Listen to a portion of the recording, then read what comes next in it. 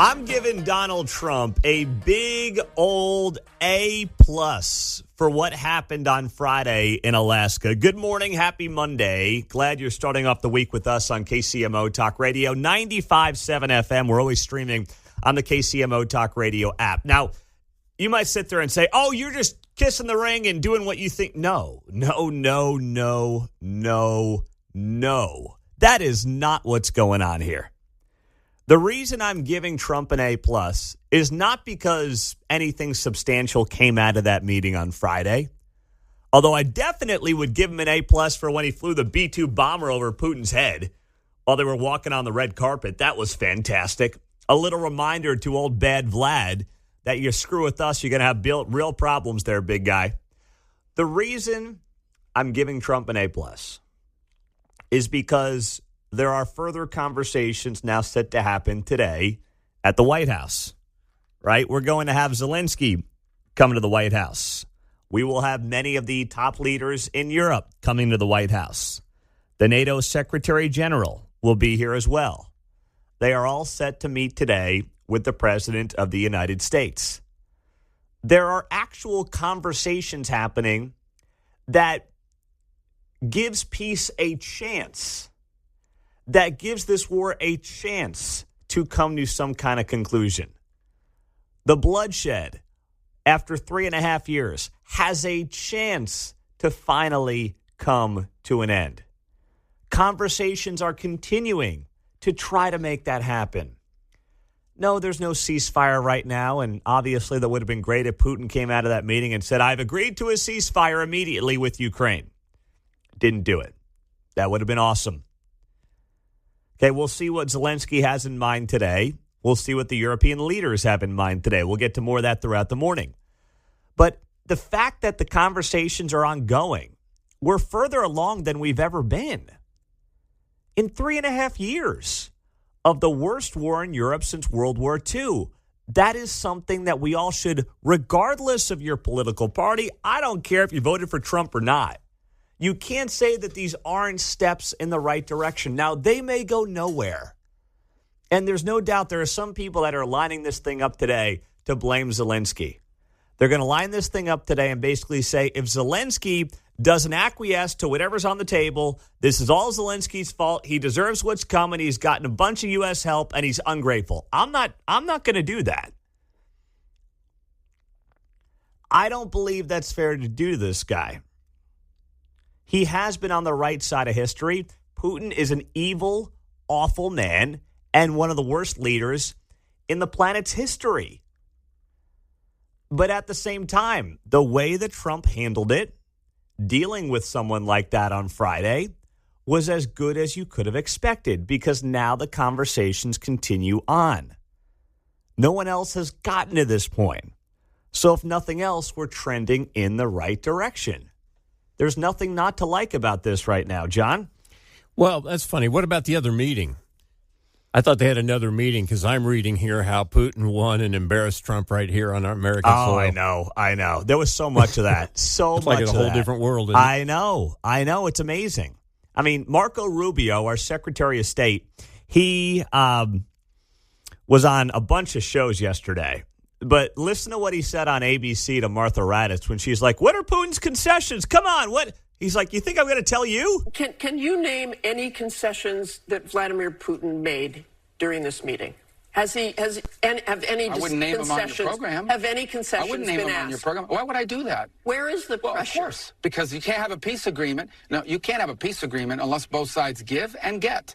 You can't have a peace agreement unless both sides make concessions. That's a fact. That's true in virtually any negotiation. If not, it's just called surrender. And neither side is going to surrender. So both sides are going to have to make concessions. So, of course, concessions were asked. But what utility would there be of me going on a program and tell you we've wagged our finger at Putin and told him you must do this and you must do that? It's only going to make it harder and less likely that they're going to agree to these things. So these negotiations, as much as everyone would love it to be a live pay-per-view event, these discussions only work best when they are conducted privately in serious negotiations in which people who have to go back and respond to constituencies, because even totalitarian governments have constituencies they have to respond to.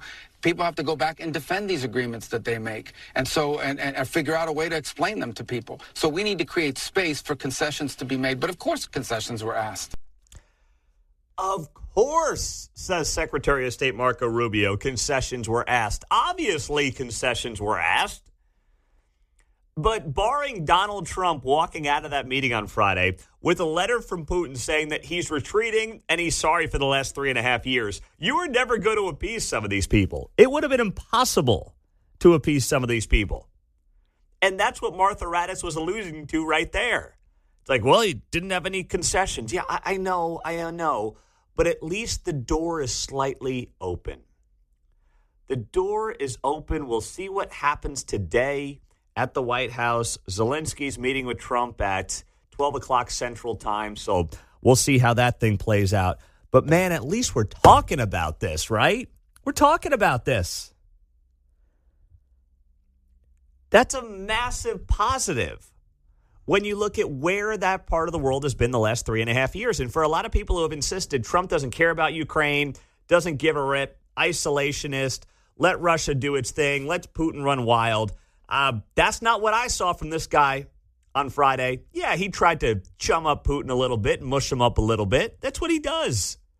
You knew that was going to happen, right? We all knew that that's part of how this conversation was going to play out on Friday. But when you fly a B-2 bomber over a guy's head when he's meeting you on the tarmac in your country, I think you've got the upper hand. 913-408-7957. We're rolling on a Monday morning on KCMO Talk Radio 95.7 FM. Libby and Waldo, go ahead. You're on KCMO. Good morning. Oh, Pete, I agree with you on so many levels. And I also was telling John, I'm going to speak out here. I am not a communist, by the way. I am a Republican.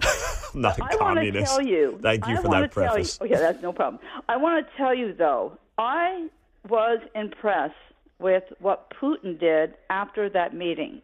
And here's what it was. In any type of mediation, and I had to study mediation as part of my master's in counseling, so this was a real big point with me.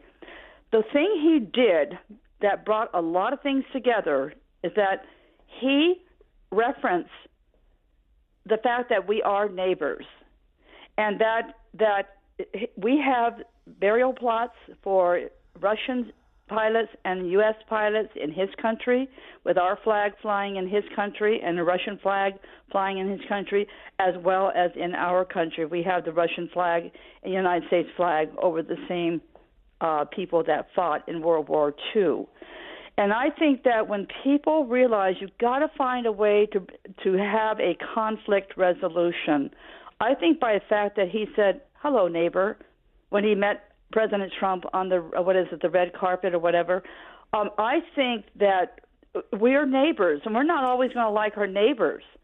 And I also think, Pete, I wish that we could just stop the name calling.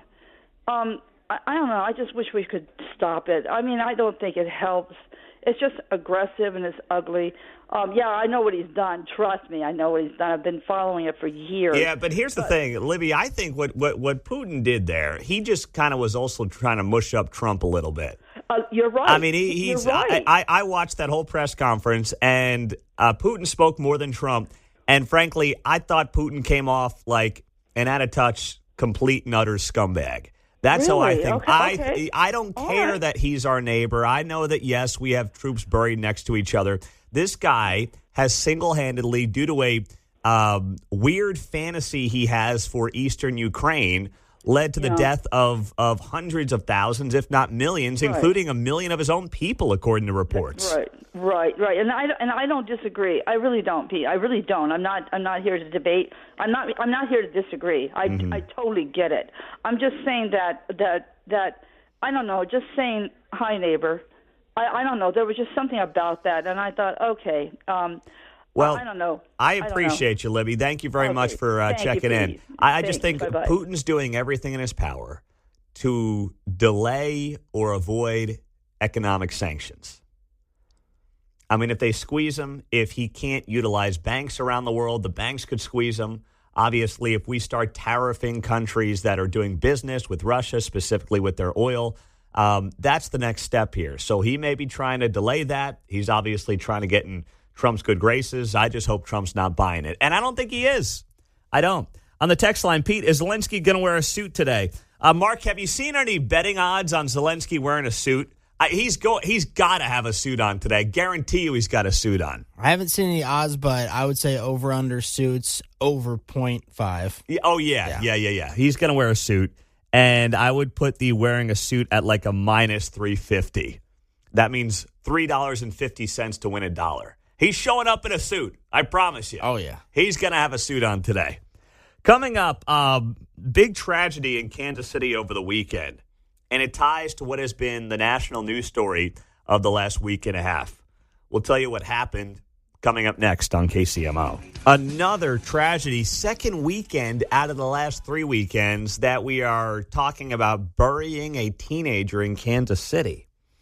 So this was Saturday into Sunday morning. According to KCPD, at about 12:15 in the morning, officers were called to the area of 97th and Woodland, just south of Bannister Road, on reports of a gunfire. When officers arrived, they were flagged down by a bystander who said several people involved in a fight that led to a shooting at a nearby parking lot. Officers were later informed that a 14-year-old boy, later identified as Tiandre Gibson, and a girl under the age of 16 had been taken to the hospital for gunshot wounds. The boy later died from his injuries, while the girl is reported to have non-life-threatening injuries. Fox 4 reporting, at the time, police said they did not have any preliminary information about the events that led up to the shooting, nor is there a suspect in custody. And as KC Mothers in Charge founder Rosalind Temple told Fox 4 over the weekend, kids are kids and should be able to be kids. But that is not the case in Kansas City, where kids are dying. She's right. Now, my kids are not that old, obviously. They're 6, 4, and 18 months. But the notion of having to bury a 14-year-old child who was out at 12:15 in the morning on a technically Sunday morning is unfathomable. And this is now the second teenager who has been killed in the last 3 weeks in this town. We have 9 homicide victims in Kansas City who are under the age of 17 this year. The last couple of years, even though we've seen a downward trend in our homicide count, the last couple of years, we have seen increasing numbers of teenagers getting killed. You go back to 2014, we had 5 people under the age of 17 who were killed. This year, we have 9 so far, and the year obviously still has 4.5 months left. Last year, we had 18, and in 2023, we had 19. So think about that. You go back to 2014, I'm looking at the KCPD numbers. Now, the homicides were also much lower. They were about half of where they are right now. That was when we actually were like pretending to be tough on crime in Kansas City. You had 5 homicide victims under the age of 17. Since the start of 2023, we've had 26. Excuse me. Yeah. No. Way more than that. My math's off. It's early on a Monday. 18 plus 19 is 37. Tack another 9 on there, and you're at 46. 46 in the last 2 years and 8 months. Nearly 50 kids in this town have been killed. I have zero interest in hearing from our city leaders who are upset that Washington, D.C. has had its police force federalized. And oh my goodness, what if that were to ever come to Kansas City? You guys should be begging for help in this town.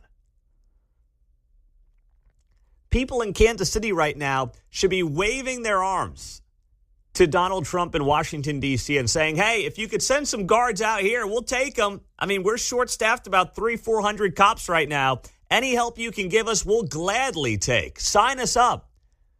Instead, it's, well, orange man bad. Because that's what the politics of the day demand out of them. And in the meantime, we now, for the second time in 3 weeks, are talking about a teenager who has to be buried in this town. And you think about something I saw over the weekend. Janine Pirro, she used to be on Fox News. You remember her? I mean, she was kind of I thought she was always kind of a clown and caricature of like a conservative commentator. She was just over the top in everything. And I was never really I didn't dislike her, but I was always like, eye rolling at her because she always seemed like she was trying too hard and she was just putting on a show. Well, I'll give her credit. She has really done a great job so far in explaining and understanding what needs to happen in Washington, D.C., where she is now the U.S. attorney.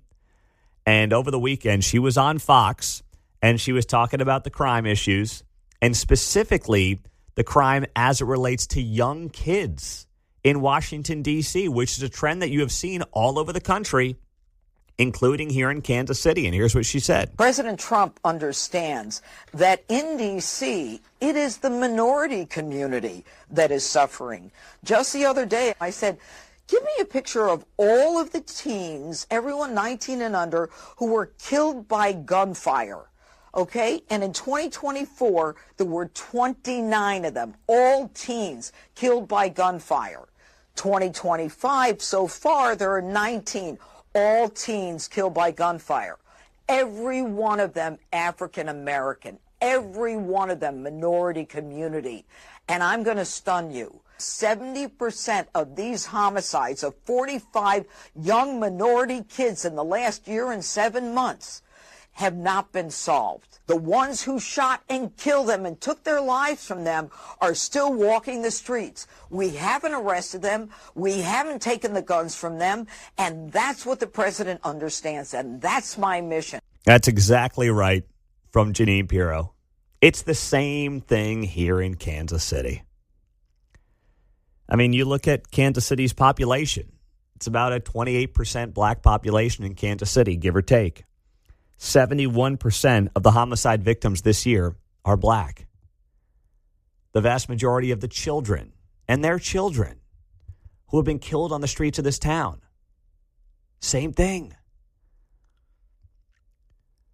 We have a massive problem, and there's a lot of things that need to happen to turn this around. Obviously, you need good prosecution. You need more law enforcement. You got to beef up the staff. That's not going to happen overnight. We've talked about that ad nauseum. But my goodness, the fact that the national conversation from some city leaders, not just in Kansas City, but around the country, has been like, I don't know if Trump's doing the right thing. They should be begging on their hands and knees for the kind of help in their cities, including our town, that Washington, D.C. is getting right now. Because if not, you're just going to see more and more of the same. And that is kids in this community having to be buried. Coming up on KCMO Talk Radio, you won't believe who actually had something nice to say about the president after this historic meeting late last week. We'll tell you who coming up next. No, hell has not frozen over, at least not that I'm aware of. But Hillary Clinton, ahead of this big meeting last week between Donald Trump and Vladimir Putin, and then, of course, we've got a big meeting today at the White House with Zelensky getting set to visit, along with several European leaders. Hillary Clinton saying something nice about Donald Trump. Talk about a bombshell. What the heck is going on here? What is that all about? I know. I had to make sure this was not AI generated when I saw this over the weekend, but she said something nice. She did. I can't believe it. Here was Hillary Clinton talking late last week going into the meeting about President Trump, what he's done thus far in his handling of the Russia-Ukraine war, and, of course, what could be coming out of these historic few days. We don't have any concessions yet. There's no ceasefire. There's no anything, to be very clear. Nothing whatsoever has happened yet. But we're further along than we've been since the start of the war in the winter of 2022. So if nothing else, if you just want to be an optimist, things are at least trending in a positive direction, right? You got to admit that. And even Hillary Clinton saying last week to Jessica Tarlov that she has been encouraged by this so far. First of all, the NATO commitment by individual member states to increase their defense spending is very welcome. It's something that prior administrations have certainly sought, and I think it's great that we are seeing these commitments that now have to be followed through on. The willingness of European countries to support Ukraine, and by doing so, buy American weapons in order to provide them to the Ukrainians. I think all of that is a very good signal that there is beginning to be a better understanding, both by the president and the people around him, as well as by the leaders of our European allies, that there can be common ground amongst us. And the kind of dismissiveness that we saw in the first Trump administration has been replaced by a much more obvious working relationship to the good of European security, transatlantic security, and hopefully Ukrainian security. So I'm actually encouraged. Come again? She's a real beauty. What? Hillary, what? Now, there's some belief that Hillary's just buttering up Trump so that way he doesn't, try to put her in jail. I don't know. Coincidence? I don't know. I mean, I get it. People are like, wait, Hillary's praising Trump? Something's going on here. That doesn't make any sense. Hillary does that when she's trying to butter you up or she's about to kill you, right? One or the other. I'm just saying. I'm just going to throw it out there. But it's like, that's not how this works. No, I think she's being genuine here. I do. I think Hillary Clinton is actually, dare I say, reading the room a little bit. And I think also, someone will write this book at some point, Hillary knows what a disaster Joe Biden was deep down. She won't say it publicly. Nobody will. They got to stick on the same team. But she knows what an absolute, utter, bumbling fool that guy was when he ran this country. She knows it. I actually genuinely believe that. So she says that she's encouraged by President Trump. And then Trump gets asked about it over the weekend after he wrapped up his meeting with Putin. He's coming back. He talks to Brett Baer of Fox News about this. They played another clip of Hillary Clinton praising President Trump, and here's what it sounded like. In fact, did you see that Hillary Clinton yesterday said that if you got this deal done and not capitulate to Putin, that she would nominate you for the Nobel Peace Prize? If President Trump were the architect of that, I'd nominate him for a Nobel Peace Prize. Well, that was very nice. I may have to start liking her again. I may have to start liking her again. Let's not go too far there, my man. But what an answer. He's caught off guard by the question, and he's like, I may have to start liking her again. I mean, don't forget, she was at his wedding, which won the third one to Melania. He was at her wedding.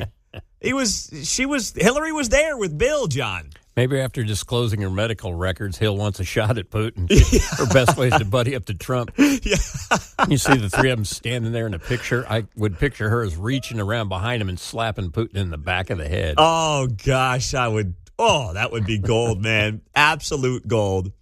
But when you see this and you hear Hillary, it does make you wonder why she's coming to this conclusion right now. Like, what is she going to get out of it? Well, I think that there's something that she realizes, and that is that the war in general was avoidable with more American strength, and we didn't get that. You look at the Afghanistan withdrawal, of course, in 2021. That then led to Putin ramping things up in the 2022. So I don't think this is just like a public gesture of goodwill towards Trump. I don't. I think that even Hillary Clinton is having a moment of self-awareness. And maybe some of you think I'm going too far on that, but that's where I'm at right now. 913-408-7957.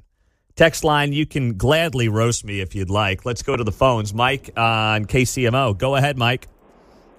Yeah, I'm just hearing from people that I know that the Democrats are trying to pull themselves closer to the center. The radicals, the commie mayor, and all those other people that are pulling the country so far left, or the party so far left.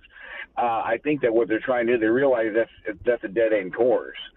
And to go one step further, what's his face up in Trudeau up in Canada pulled Canada so far left that now you have Saskatchewan and Alberta seriously trying to go for independence, and that's another story you may want to look in some time. But I think this is all a matter of getting the party back on course somewhere, back to where the American people are, and not the people who want to mutilate children and legalize pedophilia and all the other things that the radicals are trying to do. Well, maybe. That's what I'm hearing from some Democrats. You see, all right. I mean, listen, there's a lot of things. If people want to disagree with Trump on stuff, he'll give you something every day, right? But this one, I don't understand. So if your suggestion is that Hillary Clinton is basically extending an olive branch when even she thinks Trump is playing his cards right, to actually say that out loud, because that's been so difficult, nearly impossible for most of her party over the last 10 years, then I could see what you're saying there. I could. If it's a way to warm up her political base to the idea that everything Trump does isn't evil and wrong, then okay, it might be that simple. You might be right. And she said it on Jessica Tarlov's podcast, and Jessica Tarlov is like one of the few progressives that appears on Fox News. She's on that show, The Five, every day. So it's, to your point, Mike, maybe not a coincidence that she chooses to say this on the podcast of somebody who is, yes, like-minded to her, but also does have an audience on Fox News. I can get with that, Mike. I'm down with that. On the text line, Pete, last week you're raving about Taylor Swift. Now Hillary Clinton. Pete, if you're in trouble, blink twice. Blink twice. No. Listen, first off, how I handled Taylor Swift is far different to how I just handled Hillary Clinton the last few minutes, okay? I mean, please. Yes, I was very high on Taylor Swift's performance on the New Heights podcast. Please do not compare that commentary to what I'm saying right now about Hillary Clinton. I'm just saying she might potentially be somewhat seeing a sliver of light. Please don't get carried away with the Hillary Clinton commentary. It's President Trump who just said, I might have to start liking her again. Now, that was very much tongue-in-cheek, but still, I do not want to allow my Taylor Swift commentary from New Heights last week to in any way be compared to this commentary on Hillary Clinton. That's a bridge too far. Now, I can't do it. Please. But I appreciate the P1 listening, as we call it in the industry. A diehard listener right there on the text line, 913-408-7957. What's the best case scenario today when Volodymyr Zelensky goes to the White House with European leaders? The best case scenario is that Zelensky does what he says he would not ever do, and that is acquiesce some land in eastern Ukraine to Russia. But then get security guarantees on his end. Putin won't be happy about that because Putin's ultimate goal has always been Kiev, right? And he tried. But right now, if you're Ukraine, you're basically just in defensive mode. And if this war goes on another 5-10 years, eventually you're going to lose it. Just on pure population, you're going to lose this war, especially when you're going up against a guy in Putin who doesn't care about the well-being of his own troops. He does not care about the death. We know that. That information's out there. The Russian army has about 3.6 million troops, despite losing almost 1 million in Ukraine.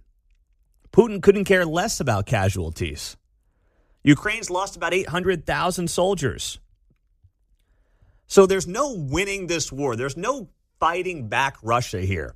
Despite the fact that John Bolton and a lot of these war hawks and warmongers are like, oh, if we just keep arming Ukraine, they're going to win the war. No, they're not.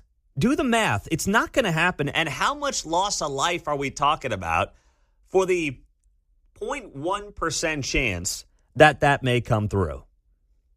But you heard some of this over the weekend. I saw John Bolton was talking about this over the weekend on News Nation. Is this guy serious? I mean, I know that he gets excited by war. Trust me, he does. People are aroused. I haven't seen people so aroused in a He's very, got Bill very O'Reilly long time. worked up. Yeah, he does. I mean, you get John Bolton and war in the same room, and boy, that's an all-time 10 pitcher right there. So it's just not the right thing. It's not smart for anybody, and it's something that Zelensky has to be talked out of today. There's this belief that the European leaders are coming today to basically make sure Trump doesn't bully Zelensky into a bad deal with Putin. I think it's the opposite. What I foresee potentially happening here is the European leaders, who have not done nearly as much as we have done here in the United States, right? Billions and billions of dollars we've spent on this war to help Ukraine and allow Ukraine to protect itself. And it's largely been a noble cause, but there has to be an off-ramp to it. We can't keep footing the bill forever here. That being said, I actually think the European leaders are quietly and privately going to say to Zelensky, you got to get a deal here, bud. We got your back. We can give you some type of potential security guarantees. We can put some troops in Kiev. We can help you out for the time being, but you have got to give up some of this land in eastern Ukraine. You have to do it. This thing has to end for all of our sakes. You're talking about the biggest war on Europe since World War II. This is it right here. It's got to end. It's been a long 3.5 years. You lost, 800,000 troops, and the numbers are not on your side. Let's get an off-ramp here. And that's what I hope actually ends up coming out of this, that Trump and the European leaders basically say to Zelensky, who I understand is a proud man leading this country and a wartime president. But sometimes when you're in that spot, you're not seeing the forest through the trees, right? You're just seeing everything right in front of you without seeing some of the big picture. And that's sometimes understandable. I can't imagine what it's like being in his shoes right now. But that's where you need some sober analysis from the outside, whether it's President Trump or any of these European leaders to say, dude, you can't win this thing. I know you're proud. I know it's your country. But if you give Putin some of this land that for some reason he's got a love affair with, we can help protect what you've got left and allow this rebuild process to begin. But Zelensky's going to have to be convinced of that, because if you heard him over the weekend, he was having none of it. Russia is still unsuccessful in Donetsk region. Putin has been unable to take it for 12 years. And the constitution of Ukraine makes it impossible to give up territory or trade land. Since the territorial issue is so important, it should be discussed only by the leaders of Ukraine and Russia at the trilateral Ukraine, United States, Russia. So far, Russia gives no sign that trilateral will happen. And if Russia refuses, then new sanctions must follow. All right, so that was Zelensky over the weekend. But he knows he can't do this without our help and without Europe's help. More so our help, but you get the point. He needs the good guys to have his back here. And the question is, and we'll find out today, are the good guys done? I think Trump is done. Trump wants this thing over. Trump said it last week when he was going to Alaska. He's like, I'd rather be focused on stuff happening here in the U.S., but, I got to do what I got to do. So Trump's like, I'm putting time and energy into this, and Trump's one of these guys, he just wants to get things done and move on to the next thing, right? He wants to check off his list. That's just what he is. He's a doer. Whether he's always right or not is a separate conversation, but he just does things and gets them done. And mentally, he is over this entire war. He wants it done. He wants it in the past. He wants to refocus on different things, and he's right to feel that way. So I think he's going to be hyper-focused on making sure Zelensky has to acquiesce on something. He's got no choice. I mean, that's how you get a deal done. Both sides have to give a little something here. Let's go to Bill in Osborne. Go ahead, Bill. You're on KCMO. Good morning. Good morning. To me, I think that there's going to have to be pain on both sides in the compromise, and Zelensky's going to have to give up territory. He could give up Kharkiv province over everything east of the Donets. He could give up Luhansk. He could give up Donetsk and Zaporizhia and Kherson, and keep the natural borders of the Dnieper River, and then move all the Russian-speaking people out of Ukraine. The Odessa province is almost, 50% Russian-speaking, and he can't leave those behind, or it'll be continual war forever. It'll be like Sudetenland forever, and that has to be Russia's pain. They've got to take all those people back and then move what Ukrainians are in the eastern part back into Ukraine. Their cultures don't mix, and anyway, I disagree with Putin when he says that Ukrainians are Russians, because they're not. So anyway, and we'll have to see too. Thank you, Bill. I mean, I know Putin puts on a good show there on Friday, but the guy's a madman. The guy's a killer. The guy is a psychopath. I'm not sure what exactly he's going to be willing to agree to, or if he's just buying some time with this entire Trump meeting and now the meeting today at the White House, if he's just trying to buy time when it comes to potential economic sanctions coming his way. Topeka, John, go ahead. You're on KCMO. Hey, good morning, Pete. I think if Zelensky wears a suit, Trump's got a chance. But if he wears that mafia-style jumper that he did last time, I don't think anything's going to happen. Well, I put the odds at minus 350 Zelensky wears a suit. That means $3.50 to win you $1. So I'd say heavy odds Zelensky shows up looking presentable today. Well, you'd hope so, because that might get Well, if he doesn't show up in a suit, then he's an absolute moron. I don't know what else to say. I mean, the guy's got to show up in a suit today based on how that last thing went at the White House. There is no doubt in my mind that Zelensky will show up in a suit. I feel like it's almost a guarantee. It's a lock, as Mark might call it, on a Friday ahead of football season. Well, that's exactly what Trump's going to think. It's like, this guy's a moron. I kicked him out of the White House last time for looking like this. What do you think I'm going to do this time? Yeah. Now I'm going to make fun of him in front of his face again, even worse. And Bill kind of stole some of my thunder on the Donetsk. That's a lot of that is Russian-speaking, and that's who Putin was trying to go in, because there was a bunch of ethnic cleansing going on in there, and Putin was trying to put a stop to it. And so there's going to have to be some good give and take, and the Russian-speaking people in Ukraine need to leave, or else there's never really going to be a set peace in Ukraine. Mm-hmm. Yep, thank you. I appreciate that. Well done there, John. 913-408-7957, our text line and our studio line, as this historic meeting is set to take place today at noon Central Time. Trump, Zelensky, and other European leaders as well, all meeting today at the White House. Coming up, did you see we got our next Covfefe? We have 2.0 of Covfefe. We'll tell you what happened. Coming up on 95.7 FM. 8:31 in the morning yesterday, Trump dropped what may be the new Covfefe. Remember that from 2017? He randomly tweeted out Covfefe, and everyone was like, what is Covfefe? And it became a whole thing. It was like a social media sensation. Well, yesterday, we got the Trump 2.0 of Covfefe. It was one word, Bella. B-E-L-A. So this is not just so, and the reason I spelled it out like that is because it was not B-E-L-L-A, which in Italian would, of course, mean beautiful. It was just B-E-L-A, John, and that was it. Of course, downloads for Bella Fleck and the Fleck Tones will increase today on all platforms. Yeah. And people will be looking up Bella Lugosi now, too. Of course, and that's like Trump, too, with his references and icons. Bella Lugosi. So this, and I love how this goes. That's funny. That's well done.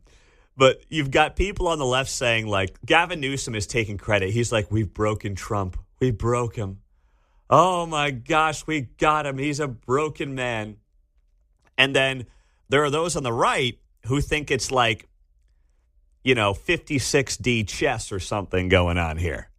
And that Bella is some acronym that means something, and he's trying to speak to Q and all this wacko stuff, right? So there's a lot of that going on. When probably what happened is Trump was sitting on the can, and he accidentally hit send on a post and didn't realize he was even open in his Truth Social and typed Bella and then accidentally hit the send button. I don't know. That's probably far more likely than what any conspiracy theorist on either side is believing here, John. My text does something weird, and I got an Android phone, but it'll, rather than, if I reply to someone, rather than closing up the conversation, it'll drop down another dialogue box, and if I'm not looking and just kind of thumb my phone closed, it'll put like PPPQ2 and then tell me I've got a draft saved. I'm like, what?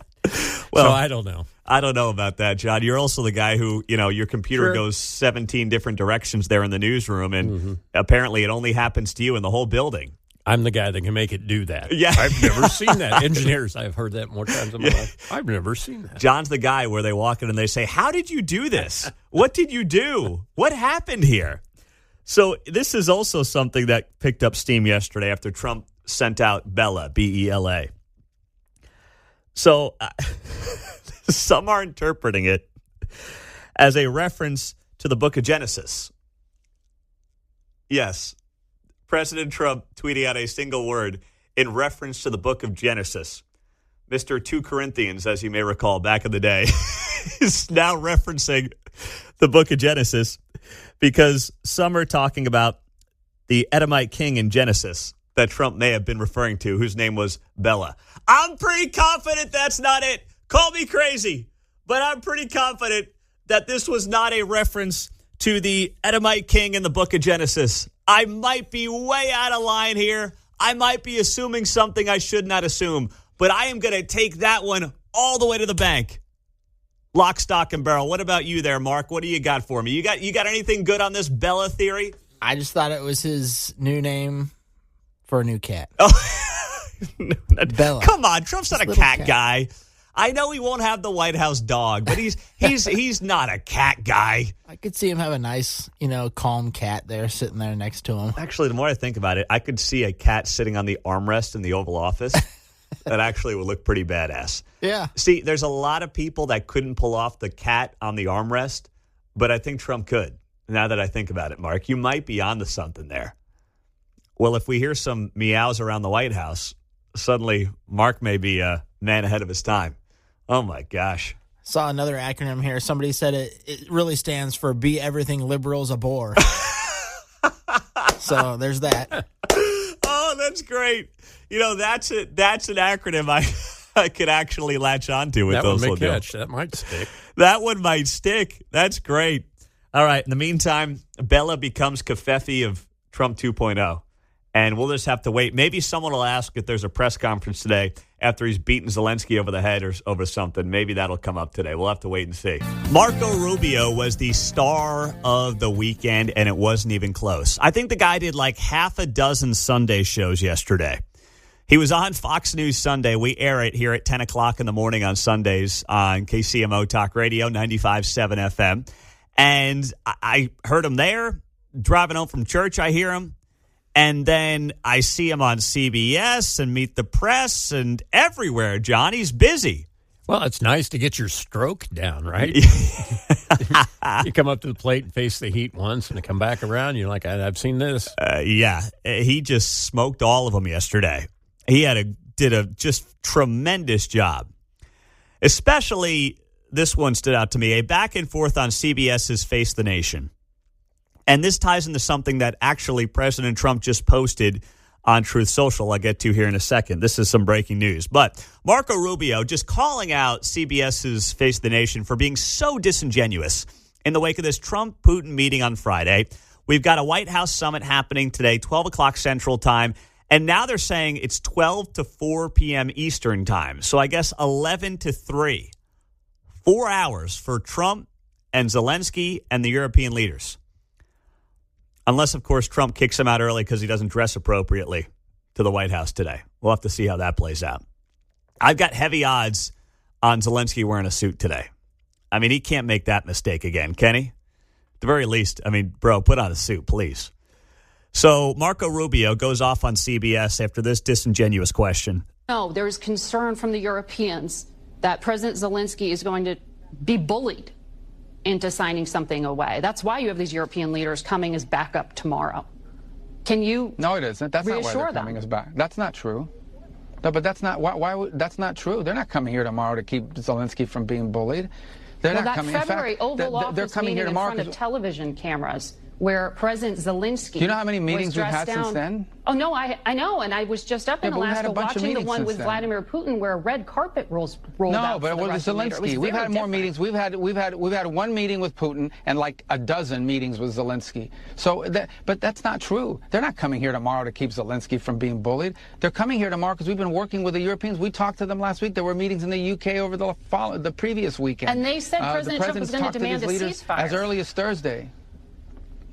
No. But you said that they're coming here tomorrow to keep Zelensky from being bullied. They're not coming here tomorrow. Oh, this is such a stupid media narrative that they're coming here tomorrow because Trump is going to bully Zelensky into a bad deal. We've been working with these people for weeks on this stuff. They're coming here tomorrow because they chose to come here tomorrow. We invited them to come. We invited them to come. The president invited them to come. He's not wrong there. Now, is there an element to that that's probably at play? Sure. I don't deny that. But at the same time, you think that these European leaders are showing up here at the White House today unannounced or uninvited because they're going to make sure that Zelensky doesn't get screwed? Come on. Yeah, Trump's going to have people in his home that he doesn't want to have in his home, right? I know it's our house technically, but you get the point. He's living there for now. Come on. This is like they make this stuff up because it gets them excited. It gets some of these media folks excited to make up these narratives in their minds that the European leaders are here to stand between Trump and Vladimir Putin screwing over the little guy Zelensky. They all sit around bumming out, and then suddenly a little 20-watt light bulb goes on over one of them's head, and they come up with stuff like this, and then they're all, oh, yeah! Oh, this is right on, John. You're right. People are aroused. I haven't seen people so aroused in a very, very long time. This is what they are, man. And it continued between Marco Rubio, the Secretary of State, and CBS's Margaret Brennan on Face the Nation. But the president told those European leaders last week that he wanted a ceasefire. The president went on television, said he would walk out of the meeting if Vladimir Putin didn't agree with one. He said there would be severe consequences if he didn't agree to one. He said he'd walk out in 2 minutes. He spent 3 hours talking to Vladimir Putin, and he did not get one. So there's because obviously things happened during that meeting. Well, because obviously look, our goal here is not to stage some production for the world to say, oh, how dramatic, he walked out. Our goal here is to have a peace agreement to end this war, okay? And obviously we felt, and I agreed, that there was enough progress, not a lot of progress, but enough progress made in those talks to allow us to move to the next phase. If not, we wouldn't be having Zelensky flying all the way over here. We wouldn't be having all the Europeans coming all the way over. That is exactly right by Marco Rubio. And the way that it's set up by Margaret Brennan is Trump said he was going to walk out if he didn't have a peace deal in his hands. So here's what would have happened. If Trump had walked out after 2 minutes, what would they be talking about yesterday? Taco Tuesday. Yep. Tacos and, oh, my gosh, he wasted all this time. He flew all the way over there. Look at the carbon emissions that were wasted, right? It would have, oh, man, we're destroying the planet. He flew there for 2 minutes and he walked out. He's not serious about ending this war. He wants more people to die. He's super emotional. That's what they would have done if he actually turned around after 2 minutes and walked out of that meeting. You know that and I know that. There needs to be adults in the room. Yep. They had it all mapped out. Tails I win, heads you lose. There was not a narrative that could have come out of that thing realistically on Friday where they wouldn't have said Trump's a loser. Now, I'm not sitting here saying it was like the greatest meeting ever and it went perfectly and everything's going to happen that we want to have happen. I don't know. Nobody knows. But at least there are conversations taking place. We're moving the ball ahead, moving the ball down the field, to use a sports analogy.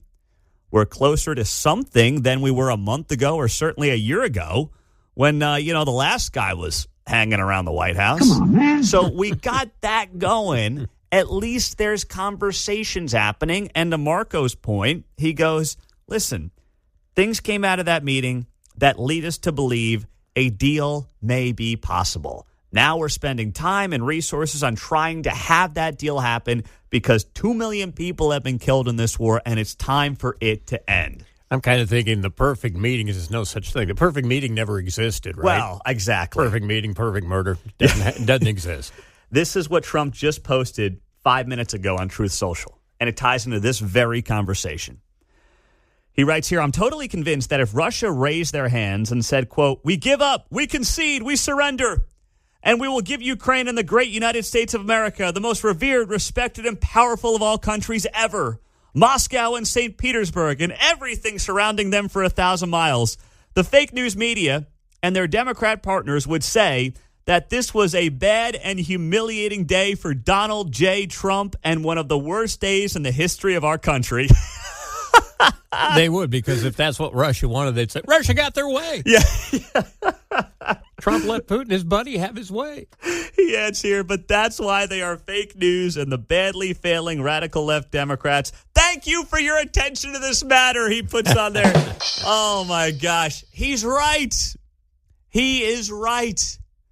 My goodness, you cannot like the guy. You can say you didn't vote for him, but you got to tell me that this is not progress? This is not a step in the right direction? Come on, take off the TDS glasses for a second. Just a second. And analyze this and admit that while it may not come to some peaceful conclusion, the conversations being had right now are indisputably steps in the right direction and encouraging for everybody who wants to see a conclusion to this deadly war and peace for the worst war we've seen since World War II in Europe.